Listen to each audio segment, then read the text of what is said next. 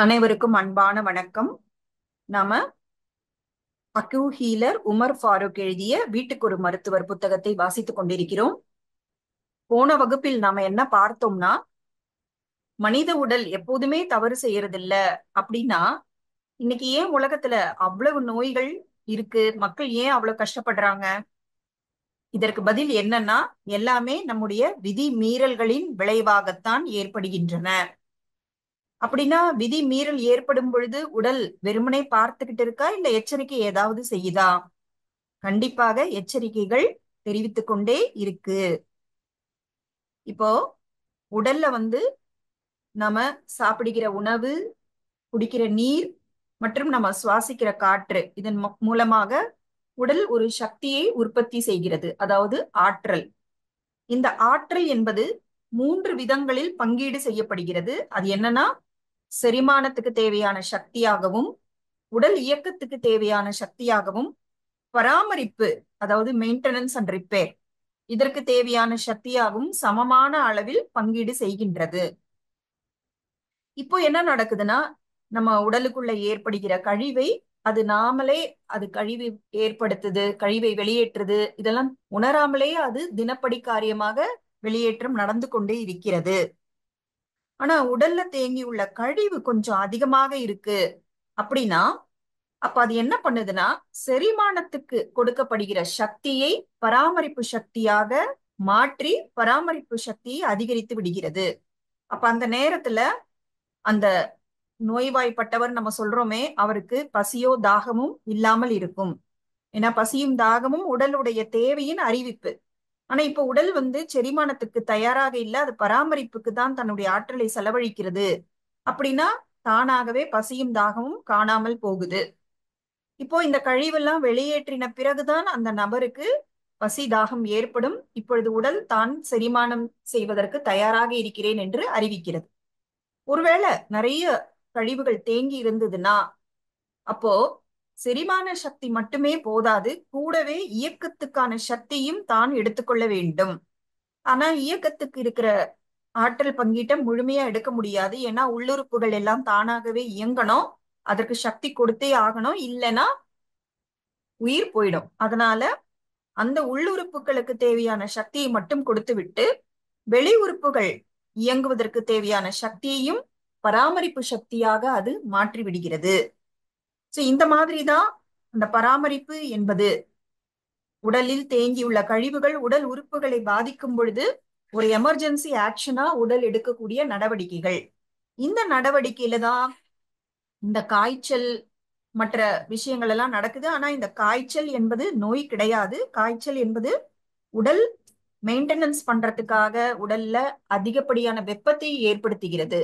அந்த கழிவுகளை அகற்றுவதற்காக உடல் செய்யக்கூடிய ஒரு ஆக்ஷன் அப்படிங்கிறத நம்ம புரிஞ்சுக்கிட்டோம். உடல்ல கழிவுகள் அதிகமாக இருக்கும் பொழுது உடல் மயக்க நிலைக்கு கூட கொண்டு போயிடும். அதே போல ரொம்ப அதிகமா இருந்தா ஒவ்வொரு ஸ்டேஜஸ் இருக்கு இல்லையா, அப்ப கோமா வரைக்கும் கூட கொண்டு போகும். சோ அந்த நேரத்துல இந்த செரிமானம், புற இயக்கங்கள் எல்லாவற்றையும் ரொம்பவே ஸ்ட்ரிக்டா நிறுத்திட்டு வெறும் கழிவு நீக்கம், ரிப்பேரிங் ஒர்க் மட்டும்தான் உடல் பண்ணுது. ஆனா நாம இந்த மயக்கம், கோமா, காய்ச்சல் எல்லாத்தையுமே நோயின்னு நினைச்சுக்கிட்டு உடலுக்கு செரிமானத்துக்கு எதையாவது கொடுத்துட்டே இருக்கோம். அப்ப அது என்ன பண்ணுதுன்னா, அந்த பராமரிப்பை ஒழுங்காக செய்ய முடியாமல் திணறுகிறது. இப்போ இந்த கழிவு வெளியேற்றம் என்பது படிப்படியாக நிகழும் பொழுது இயக்க சக்தியும் பின்பு செரிமான சக்தியும் தன் இயல்பு நிலைக்கு திரும்பிவிடும். அப்போ மயக்கத்துல இருந்தோ கோமால இருந்தோ கண் விழிக்கிற நோயாளிக்கு மெதுமெதுவாக புற இயக்கங்கள் ஆரம்பிக்கும், பசி தாகம் எல்லாமும் ஏற்படும். இததான் நம்ம போன கிளாஸ்ல பார்த்தோம். இப்போ பாகம் 9க்கு போறோம். தலைப்பு விஞ்ஞானம் தரும் நோய்கள். தலைப்பே ரொம்ப புதுமையா இருக்கு. என்ன சொல்றாருன்னு பார்க்கலாம். உடலின் உள்ளே ஏற்படும் மாற்றங்களையே நாம் கஷ்டங்களாக உணர்கிறோம். கழிவு வெளியேற்ற இயக்கத்தை முழுமையாக நடைபெற அனுமதிப்பதே ஆரோக்கியத்திற்கான ஒரே வழி. ஒரே வழின்னு சொல்றாரு. கழிவு வெளியேற்ற இயக்கத்தை முழுமையாக நடைபெற அனுமதிப்பதே ஆரோக்கியத்திற்கான ஒரே வழி. கழிவு வெளியேற்றத்துக்கு பெயர் வைத்து நோய்கள் என்ற கற்பனையை நமக்கு நாமே ஏற்படுத்தி கொண்டுள்ளோம். கழிவு வெளியேற்றத்தின் ஒவ்வொரு நிலையையும் நாம் உணர்ந்து இருந்தாலே போதும்.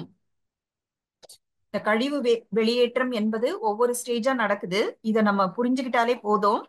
உடல் தன்னுடைய ஆரோக்கியத்தை தானே மீட்டெடுக்கும். அப்படி என்னதான் இடையூறுகளை நாம் செய்கிறோம்? நாம் ஏற்கனவே அறிந்த காய்ச்சலின் இரண்டாவது நிலைக்கு திரும்புவோம். அதாவது முதல் நிலை என்பது ரொம்ப லைட்டா உடல் கொஞ்சம் சூடா இருக்கிற மாதிரி ஒரு ஃபீலிங் தான் வரும். ஆனா இரண்டாவது நிலையில காய்ச்சல் நல்லாவே தெரியும். இப்பொழுது செரிமான சக்தி உடலின் தேவை கருதி பராமரிப்பு சக்தியாக உருமாறுகிறது. செரிமான சக்தி இப்போ பராமரிப்பு சக்தியா கன்வெர்ட் ஆயிடுது. இந்த நிலையில் பசி, தாகம் போன்ற உணர்வுகள் இல்லை என்பதை உடல் நமக்கு அறிவிக்கிறது. இப்ப நோயாளி என்ன சொல்வாரு? எனக்கு வேண்டாம், எனக்கு எதுவுமே வேண்டாம் அப்படிதான் சொல்லுவாரு. ஆனால் நாம் என்ன செய்கிறோம்? தாகமற்ற நிலையில் தண்ணீர் அருந்துகிறோம், பசியற்ற நிலையில் சாப்பிடவும் செய்கிறோம். காய்ச்சலின் போது தண்ணீர் குடித்தால் சீக்கிரம் வியர்த்து காய்ச்சல் நிற்கும் என்று நினைக்கிறோம். அதே போல வெறும் வயிறாய் கிடந்தால் உடலின் சக்தி குறையும் என்று கருதி நன்றாக சாப்பிடுகிறோம். உடலின் உள்ளே கழிவுகளோடு போராடும் பராமரிப்பு சக்தி அவசரமாக அந்த வேலையை தற்காலிகமாக நிறுத்திவிட்டு வயிற்றில் விழுந்த உணவை செரிக்காத நிலையில் வெளியேற்ற முயல்கிறது. மறுபடியும் குறிக்கிறேன். உடல்ல காய்ச்சல் வந்திருக்கு. நம்ம என்ன நினைக்கிறோம்? சாப்பிடலன்னா உடம்புக்கு எங்க சத்து கிடைக்கும் அப்படின்னு சொல்லி கட்டாயப்படுத்தி சாப்பிடுறோம். ஏற்கனவே உள்ள கழிவுகளை வெளியேற்றக்கூடிய ஒரு போராட்டத்தை உடல் நடத்தி கொண்டிருக்கிறது. இப்போ உள்ள உணவு விழுது. அப்போ உடல் என்ன பண்ணும்? அவசரமா அந்த கழிவுகளோடு போராடும் அந்த வேலையை தற்காலிகமாக நிறுத்திவிட்டு வயிற்றில் விழுந்த உணவை, இப்போ செரிமானம்ங்கிறது நடக்காது இல்லையா? அப்போ உள்ள விழுற உணவு செரிக்காத நிலையில இருக்கு. ஆனா உடல் என்ன பண்ணுது? பழைய கழிவுகளை விட்டு விட்டு இப்ப புதுசா உள்ள அனுப்புறோம்ல, அதை கழிவாக நினைத்து வெளியேற்றி முயல்கிறது. இவ்வளவு ஆழமான விஷயம் இல்ல? அதனால்தான் காய்ச்சல் வரும் பொழுது சாப்பிட்டாலே வாந்தி வருதுன்னு சொல்லுவாங்க. தங்க மாட்டேங்குது, எதுவுமே தங்க மாட்டேங்குது. இப்பொழுது காய்ச்சல் குறைந்தது போன்று தற்காலிகமாக தோன்றும். ஏன்னா உள்ள சாப்பாடு போயிருக்கு. அப்ப உடல் என்ன பண்ணுது? பராமரிப்புக்காக காய்ச்சலை ஏற்படுத்துது. ஆனா உள்ள போன சாப்பாடை இப்ப வெளியேற்றணுங்கிறதுனால பழைய கழிவை விட்டுட்டு இந்த புதிய கழிவுக்கு வந்துருது. அப்ப காய்ச்சல் விட்ட மாதிரி தோணுது. நம்ம கூட என்ன சொல்றோம்? காய்ச்சல் விட்டு விட்டு வருது. இப்பொழுது காய்ச்சல் குறைந்தது போன்று தற்காலிகமாக தோன்றும். உணவை மலக்குடலிலும் நீரை தோலிற்கும் சிறுநீரகத்திற்கும் தள்ளி விட்டு விட்டு மீண்டும் பராமரிப்பு சக்தி உருவாகும். அதனால்தான் காய்ச்சல் வரும்பொழுது வியர்க்குது. என்ன பண்ணுதான்? இந்த செரிக்காத உணவை மலக்குடலிலும் நம்ம குடிச்ச அந்த லிக்விட் அத தோலிற்கும் சிறுநீரகத்திற்கும் தள்ளி விட்டு விட்டு மீண்டும் அது பராமரிப்பு சக்திக்கு போயிடுது. அது தன்னோட வேலையை கரெக்டா தான் பண்ணிட்டு இருக்கு. இப்பொழுது காய்ச்சல் மீண்டும் தோன்றும். செரிமான சக்தி பராமரிப்பு சக்தியாக மாறும் பொழுது நம்முடைய வாயில் கசப்பு சுவையை ஏற்படுத்தி விட்டு போகும். இந்த கசப்பின் அர்த்தம் என்ன? சுவை தெரியாமல் இருந்தாலாவது இவன் சாப்பிடாமல் இருப்பானா பார்ப்போம் என்பதுதான். வாயில சுவை இல்லைன்னா எனக்கு சாப்பாடு வேணான்னு சொல்லுவாங்கல்ல. சோ அப்படி சாப்பிடுற இன்ட்ரெஸ்டே போகணும் அப்படிங்கிறதுனால கசப்பு உணர்வை உடல் ஏற்படுத்துது. இப்பொழுது நாம் மீண்டும் என்ன செய்கிறோம்? வாய் கசப்பா இருக்குன்ன உடனே என்ன பண்றோம்? புளித்து நொதித்து போன பன் ரொட்டியையும் எப்பொழுதும் செரிக்கவே முடியாத பாலையும் வாயின் வழியே கசந்தாலும் கூட உள்ளே தள்ளுகிறோம். வாய்க்கு நார்மலான சாப்பாடு பிடிக்க மாட்டேங்குது, சாப்பாடு டேஸ்டே இல்லைன்னு சொல்றாங்க. அதனால இந்த பன்னு ரொட்டி, உடம்பு சரியில்லைனால என்ன பிரெட் தான் சாப்பிடணும், பால் பாலையும் பிரெட்டையும் கொடுக்குறாங்க. இந்த பன் ரொட்டிங்கிறது என்ன? அது ஃபெர்மெண்டேஷன் பண்றாங்கல்ல. பன் ரொட்டி எல்லாம் எப்படி செய்யறாங்கன்னு நமக்கு தெரியும். நிறைய அதை ஃபெர்மெண்ட் பண்ணுவாங்க, புளிக்க வைப்பாங்க, நொதிக்க வைப்பாங்க. இந்த மாதிரி புளித்து நொதித்து போன பன் ரொட்டியையும் பாலை ஜீரணம் பண்றது கஷ்டம். இந்த ரெண்டையும் வாய் கசப்பா இருந்தா கூட உள்ளே தள்ளுகிறோம். மீண்டும் பராமரிப்பு செரிமானமாக மாறி வாந்தியாக வெளியேறுகிறது. இப்ப உள்ள வந்துச்சுன்னா அது செரிமானம் பண்றதுக்காக போகுது. ஆனா நம்ம கொடுக்குற உணவிலையும் சக்தி கிடையாது. அதுல சத்தே கிடையாது, உயிர் சக்தியே கிடையாது அதுல. அப்ப என்ன பண்ணுது, இந்த உணவை அரைகுறையாக முழுசா செரிமானம் பண்ணாம அது அப்படியே வாந்தியாக வெளியே தள்ளுகிறது. நான் வேறு வேலையாக இருக்கிறேன், வெளியே போ என்று உடல் கூறுகிறது.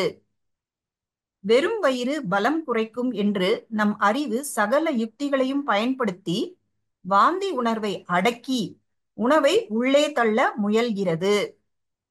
என்ன சொல்லுவாங்க, பேஷண்ட் வந்து எதுவுமே சாப்பிட முடியல, எல்லாம் வாந்தியா வருது, அப்ப நீங்க வந்து சாப்பிடுறதுக்கு அரை மணி நேரம் முன்னாடி இந்த மாத்திரை போடுங்க, அந்த மாத்திரை போட்டுட்டு சாப்பிடுங்க அப்படின்னு சொல்றாங்க. வாந்தி உணர்வுங்கிறது உண்மையில நல்லது, வாந்தி என்பது நல்லது. ஆனா அந்த வாந்தி உணர்வை அடக்கி உணவை உள்ளே தள்ள நாம முயல்கிறோம். அப்போ உள்ளே போன உணவு என்னவாகும்? அதாவது நாம் முன்பக்கங்களில் பார்த்தபடி வாந்தி பேதியாக மாற்றப்பட்டு மலக்குடல் வழியாக வெளியேற்றப்படும். சோ வாந்தி உணர்வு அடக்குறாங்க, வரவிடாம தடுக்கிறாங்கன்னா அது கீழ் வழியாக வெளியேற்ற முயற்சி செய்கிறது. இவ்வளவு தானா நம் அறிவின் முயற்சி? இதோட நிறுத்திக்கிறோமா? இல்லை. காய்ச்சலோடு வாந்தி பேதி இருப்பதால் நேரடியாக இரத்த நாளம் மூலம் குளுக்கோஸ் ஏற்றப்படுகிறது. இது நடக்குது இல்ல? உடம்புல சாப்பாடு தண்ணி தக்கவே இல்லை அப்படின்னா அட்மிட் பண்ணிடுங்க, அந்த நரம்பு மூலமா குளுக்கோஸ் ஏத்திடுறோம் அப்படின்னு சொல்றாங்க. அல்லது கொடூரமான ரசாயன மருந்துகள் கொடுக்கப்பட்டு வெளியேற வேண்டிய பேதியையும் வாந்தியையும் பத்திரமாக உள்ளேயே வைத்துக்கொள்ள ஏற்பாடு செய்யப்படுகிறது. சாதாரண கழிவுகளின் தேக்கத்தையே வெளியேற்ற போராடிக் கொண்டிருந்த பராமரிப்பு சக்தி புதிய ரசாயனங்களின் வருகையால் நிலை குலைந்து போகிறது. நம்ம சாப்பிடுற டேப்லெட்ஸ் எல்லாமே கெமிக்கல்ஸ் தானே. சாதாரண கழிவுகளின் தேக்கத்தையே வெளியேற்ற போராடிக் கொண்டிருந்த பராமரிப்பு சக்தி புதிய ரசாயனங்களின் வருகையால் நிலை குலைந்து போகிறது. கழிவுகளின் தேக்கத்தையும் அதனால் பின்னால் ஏற்பட போகும் நோய்களையும் அப்படியே விட்டுவிட்டு செய்வதறியாமல் திகைக்கிறது. இப்பொழுது காய்ச்சல் தானாகவே காணாமல் போகும். நம்ம என்ன நினைக்கிறோம், மருந்து சாப்பிட்டோமா காய்ச்சல் நின்னுடுச்சு. உண்மை என்ன? காய்ச்சல் என்பது கழிவு வெளியேற்றத்துக்காக உடல் செய்த ஏற்பாடு. ஆனா உடலை வேலை செய்ய விடாமல் நம்ம தடுக்கும் பொழுது காய்ச்சல் நின்று போகிறது.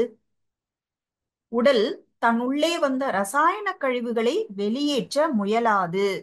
ஏனெனில் ரசாயன கலப்புள்ள ரத்தம் சிறுநீரகத்தால் சுத்திகரிக்கப்பட்டால் சிறுநீரகங்கள் செயலிழக்கும்.